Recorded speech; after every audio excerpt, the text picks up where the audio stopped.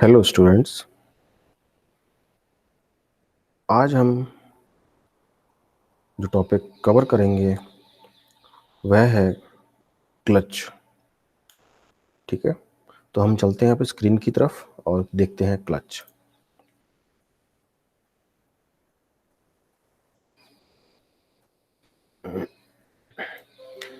देखिए, आपके स्क्रीन के ऊपर आपको दिखाई दे रहा होगा सिंगल प्लेट क्लच। ये एक कट सेक्शन डायग्राम है सिंगल प्लेट क्लच का। बेसिकली आपने थ्योरी में पढ़ा होगा सिंगल प्लेट क्लच क्या होता है, तो आपको मैं यहाँ शॉर्ट में बताता हूँ। क्लच प्लेट बेसिकली या क्लच क्या होती है या कैसे काम करती है। देखिए, क्लच एक ऐसा पार्ट है जो इंजन्स और गियर बॉक्स के बीच में मीडिएटर का काम करता है, जो पावर को कनेक्ट और डिस्कनेक्ट, इंजन की पावर को कनेक्ट और डिस्कनेक्ट करता है गियर बॉक्स से। तो बेसिकली ये है आपका एक ऐसी ट्रांसमिशन डिवाइस है जो कि गियर बॉक्स और इंजन को आपस में जोड़ती है। तो देखिए, बेसिकली ये जो क्लच प्लेट्स हैं वो कई प्रकार की होती हैं, जिसमें कि जैसे आपका ये आपके सामने क्या कहते हैं, स्क्रीन पे आपको दिखाया हुआ है सिंगल प्लेट क्लच। एक ये हो गई। उसके बाद आती है मल्टी प्लेट क्लच, जिसमें आपकी दो टाइप की होती हैं। मल्टी प्लेट में वेट टाइप और ड्राई टाइप होती हैं। सेकेंड थर्ड आ गई आपकी कोन क्लच, जिसमें एक्सटर्नल कोन क्लच और इंटरनल कोन क्लच होती है आपकी। उसके बाद है नेक्स्ट सेंट्रीफ्यूगल क्लच। उसका नेक्स्ट है सेमी सेंट्रीफ्यूगल क्लच। उसके बाद आता है कोनिकल स्प्रिंग क्लच या डायफ्राम क्लच, जिसमें टेपर्ड फिंगर टाइप या क्राउन स्प्रिंग टाइप होती है। नेक्स्ट है पॉजिटिव क्लच। उसके बाद नेक्स्ट है hydraulic clutch. Next electromagnetic clutch. और नेक्स्ट है वैक्यूम क्लच। और लास्ट है ओवररनिंग क्लच या फ्रीव्हील यूनिट भी इसको बोला जाता है। ठीक है, लेकिन आपके कोर्स में जो आप पढ़ेंगे वो है सिंगल प्लेट क्लच, जिसका कि आप लोग डायग्राम बनाएंगे, जिसको कि आज अभी आपको बताया जाएगा। आपके स्क्रीन पे जो आपको दिखाई दे रहा है वो है सिंगल प्लेट क्लच। तो आप लोग यहाँ इसके नाम देख रहे होंगे, जैसा कि सबसे ऊपर दिया हुआ है फ्लाई व्हील। उसके बाद है clutch pedal, fulcrum, clutch shaft, bearing, pressure plate, friction lining, clutch spring, clutch plate और इंजन शाफ्ट। ठीक है, तो इसके कुछ ये पार्ट्स के नाम हो गए।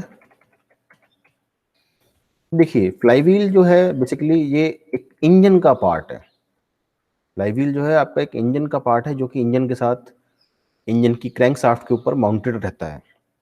उसके बाद बीच में आती है, देखिए ये आपकी जो दिखाई है क्लच प्लेट दिखाई है, ये आपकी जो है एक क्लच प्लेट है।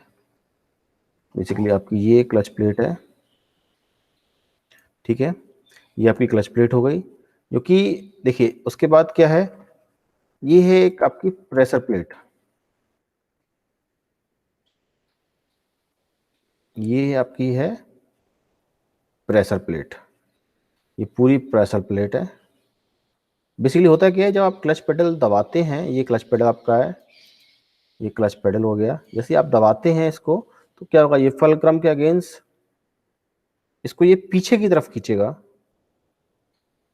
और सॉरी, ये दबेगा तो ये आगे की तरफ जाएगा। तो ये यहाँ पे क्या होगा, एक मिनट, ये इस पे ये देखिए यहाँ पे क्या है, स्प्रिंग लगी हुई है। मैं थोड़ा आपको गलत बता दिया। ये क्लच पेडल जब यहाँ से दबेगा, ये फिक्स है, ये आगे की तरफ आएगा तो ये इसको पीछे की तरफ पुश करेगा। ये बेसिकली जो बेरिंग्स लगी हुई हैं, इसको पीछे की तरफ पुश करेगा। तो यहाँ पे क्या होगा, ये जो प्रेशर प्लेट की जो असेंबली है, प्रेशर प्लेट जो है बेसिकली आपको मैंने ये नाम जो बताया प्रेशर प्लेट, देखिए यहाँ पे लिखा हुआ भी है प्रेशर प्लेट। ठीक है, तो ये क्या होगा, पीछे की तरफ स्लाइड होगी। इस यहाँ पे स्प्रिंग लगी हुई है दोनों एंड्स पे। तो क्या होगा, यहाँ पे ये स्प्रिंग्स के अगेंस्ट प्लेट जो है आपकी पीछे की तरफ खींचेगी।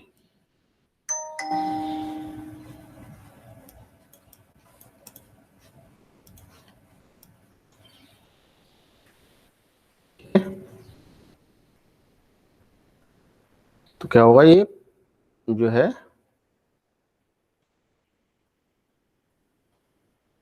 एरो नहीं बन रहा,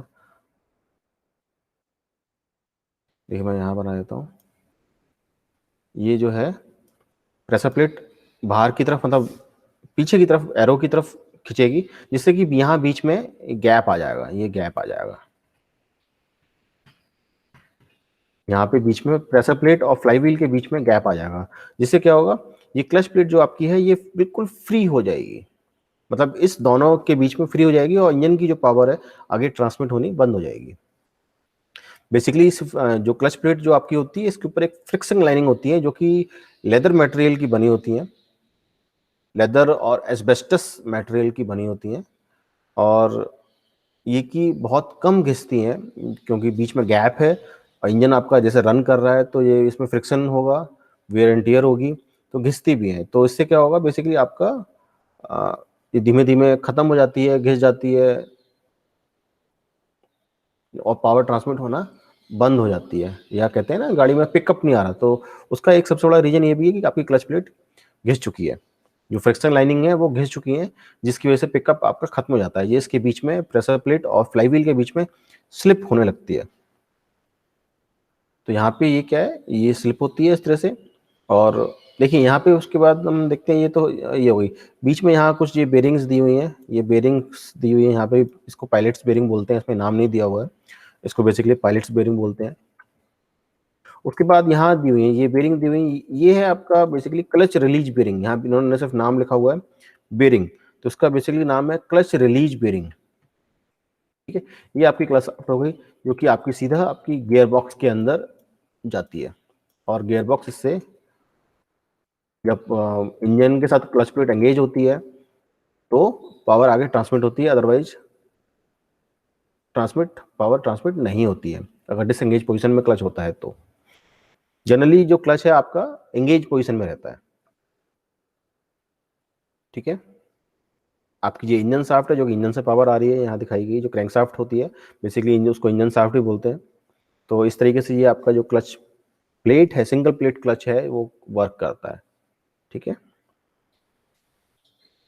और ज़्यादातर जो आपकी कार्स वगैरह होती हैं उसके अंदर सिंगल प्लेट क्लच इस्तेमाल होता है, और आपकी बाइक्स वगैरह जो होती हैं उसमें wet type multi plate clutch इस्तेमाल होता है। ठीक है, कोन क्लच पहले इस्तेमाल होते थे जो कि अब बंद हो गए हैं, और आपका सेंट्रीफ्यूगल क्लच जो होता है आपका एक्टिवा, जो होंडा की एक्टिवा आती है, जो टू व्हीलर है, उसके अंदर आपका सेंट्रीफ्यूगल क्लच इस्तेमाल होता है। ठीक है, और हाई स्पीड जो व्हीकल्स होते हैं उसमें ओवर रनिंग क्लच इस्तेमाल होता है। ठीक है, और उसमें कहीं कहीं मल्टीप्लेट क्लच भी इस्तेमाल करते हैं हाई स्पीड व्हीकल्स में। देखिए इसकी थोड़ा सा थ्योरी सुन लेते हैं, देख लेते हैं। ज़्यादातर गाड़ियों में सिंगल प्लेट क्लच का इस्तेमाल किया जाता है। मूल रूप से इसमें केवल एक क्लच प्लेट ही होती है, जो कि क्लच शाफ्ट की स्प्लाइनों पर चढ़ी रहती है। इंजन की क्रैंक शाफ्ट पर फ्लाईव्हील कसा होता है, जो कि इसके साथ घूमता है। स्प्रिंग तथा बोल्टों द्वारा फ्लाईव्हील से प्रेशर प्लेट कसी रहती है, जो कि क्लच पेडल को दबाते वक्त क्लच शाफ्ट पर सरकती है या खिसकती है या मूव करती है। जब क्लच एंगेज रहता है, जनरली क्लच एंगेज ही रहता है, और फ्लाईव्हील तथा प्रेशर प्लेट के बीच में क्लच प्लेट दबती है। क्लच प्लेट के दोनों सतहों पर फ्रिक्शन लाइनिंग होती हैं, जिसको हम एस्बेस्टस और लेदर की बनी होती है बेसिकली वो। फ्लाईव्हील क्लच प्लेट तथा प्रेशर प्लेट के बीच में फ्रिक्शन होने के कारण फ्लाईव्हील के साथ क्लच प्लेट घूमती है, जिससे क्लच शाफ्ट भी घूमती है। क्लच शाफ्ट का संबंध ट्रांसमिशन बॉक्स से होता है, अतः इंजन की पावर क्रैंकशाफ्ट से प्रवाहित होकर क्लच शाफ्ट से होते हुए ट्रांसमिशन को मिलती है। जब क्लच पेडल को दबाते हैं तो स्प्रिंग फोर्स के कारण क्लच प्लेट पीछे की तरफ हटती है, जिससे फ्लाईव्हील तथा क्लच प्लेट के बीच फ्लाईव्हील तथा प्रेशर प्लेट के बीच क्लच प्लेट फ्री हो जाती है। अतः इंजन चलते समय फ्लाईव्हील घूमता रहता है, क्लच शाफ्ट की स्पीड धीरे धीरे कम होती है और अंत में रुक जाती है। क्लच पेडल को दबाने से क्लच डिसएंगेज हो जाता है, अन्यथा स्प्रिंग फोर्स के कारण क्लच प्लेट इंगेज रहती है। सिंगल प्लेट क्लच का प्रयोग जनरली कार, जीप, बस, ट्रक, ट्रैक्टर इत्यादि में होता है। तो बेसिकली ये इसकी टर्मिनोलॉजी थी। इसके आगे हम देखते हैं, ये आपका सिंगल प्लेट क्लच हो गया। इसी तरह आपका मल्टीप्लेट क्लच भी होता है। आपके कोर्स में सिर्फ सिंगल प्लेट क्लच का डायग्राम है जो कि आपको बनाना है, और इसको आगे जब नेक्स्ट जो टॉपिक है, सॉरी क्लच प्लेट जो है, आपको यहाँ इसको ड्रॉ करना है इजीली, और आगे हम इसको काम करेंगे। अब चलते हैं हम नेक्स्ट टॉपिक की तरफ, जो कि आपका है Macpherson type front suspension system.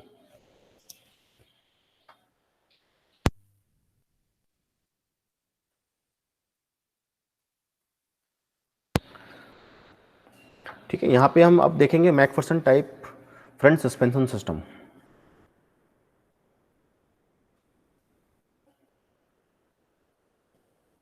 मैं थोड़ा इसका साइज और छोटा कर दूं जिससे कि आप लोग इसको इजीली पूरा स्क्रीन पे देख सकें।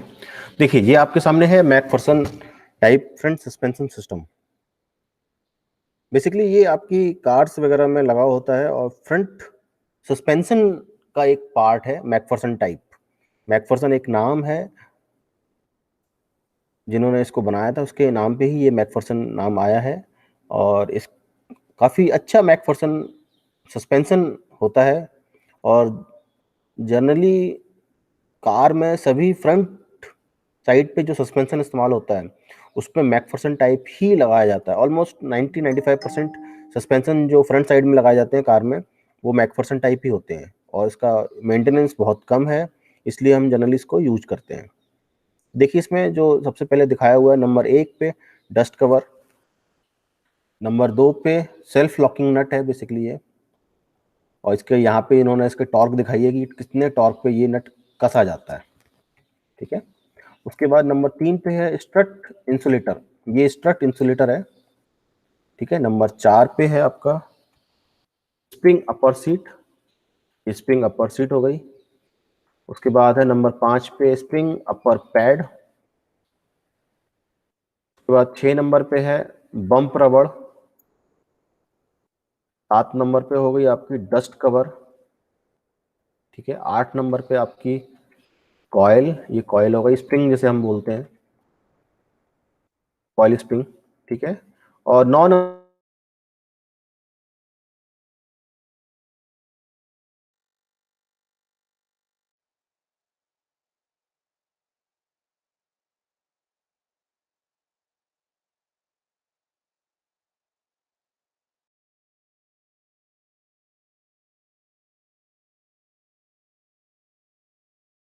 उसके बाद नेक्स्ट आता है आपका 7 नंबर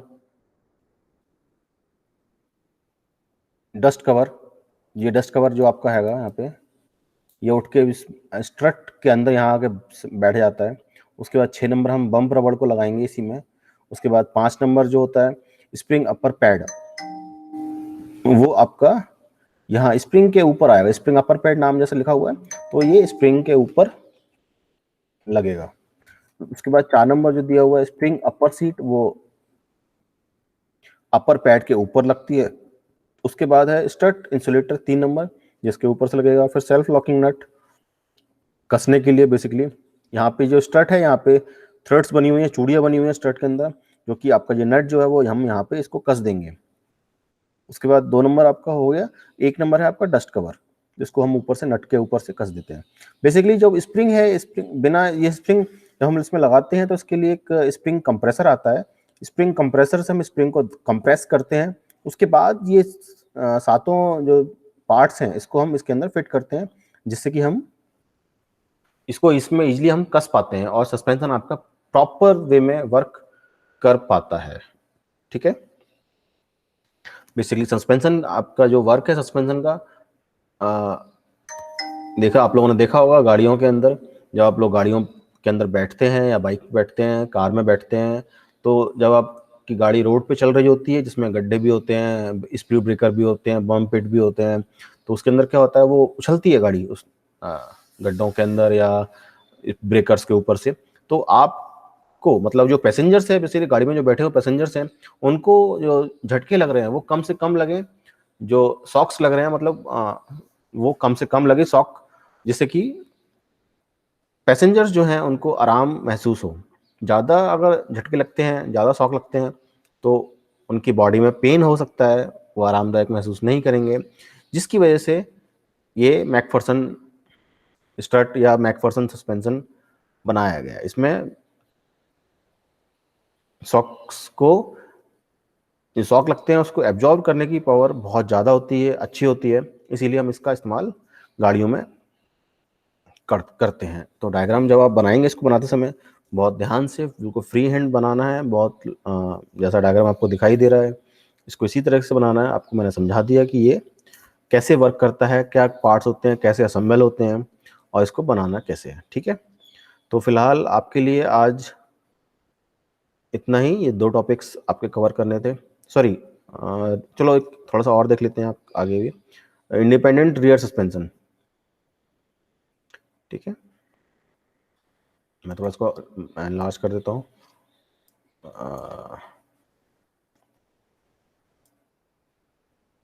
देखिए, इंडिपेंडेंट रियर सस्पेंशन, ये बेसिकली आपका जो रियर सस्पेंशन नाम ही है कि पिछले पहियों पे जो सस्पेंशन लगा होता है वो ये होता है। देखिए, इसमें ये टेलिंग आर्म दिया हुआ है, यूनिवर्सल जॉइंट दिया हुआ है, ये देखिए ये डिफरेंशियल दिया हुआ है, कॉइल स्प्रिंग, शॉक एब्जॉर्बर। यहाँ पे जो आपने अभी फ्रंट सस्पेंशन जो देखा उसमें मैकफर्सन स्ट्रट था, जो कि सारी स्प्रिंग और स्ट्रट सब एक ही साथ था। यहाँ पे क्या, शॉक एब्जॉर्बर अलग से दिया हुआ है, स्प्रिंग अलग से दिया हुआ है, ट्रेलिंग आर्म अलग से दिया हुआ है। ट्रेलिंग आर्म के ऊपर इन्होंने कॉइल स्प्रिंग दिया हुआ है और शॉक एब्जॉर्बर जो दिया हुआ है पीछे की जो एक्सल शाफ्ट है उसके ऊपर दिया हुआ है। तो यहाँ पे क्या है, ये दोनों अलग अलग यूनिट्स हैं और ये सॉकर्स या जो आपके रोड शॉक लग रहे हैं आप उसको एब्जॉर्ब करती है। स्प्रिंग का भी उसमें रोल है, टेलिंग आर्म का भी रोल है। और इस तरीके से ये एक डायग्राम छोटा सा है जो कि आपके कोर्स का पार्ट है, और इस तरीके से इसका डायग्राम जो दिखाया हुआ है इस तरीके से आपको बनाना है। ये ड्रॉ करते समय बहुत ध्यान से ड्रॉ करेंगे, और ये बेसिकली लाइन डायग्राम है तो उसको हम इसी तरीके से लाइन डायग्राम ड्रॉ करेंगे। ठीक है, क्लच प्लेट आपने अभी पढ़ ही लिया, फ्रंट सस्पेंशन देख लिया आपने। ठीक है, अब हम बस आज के लिए इतना ही। ठीक है, तो हम अब आज की क्लास ओवर करते हैं।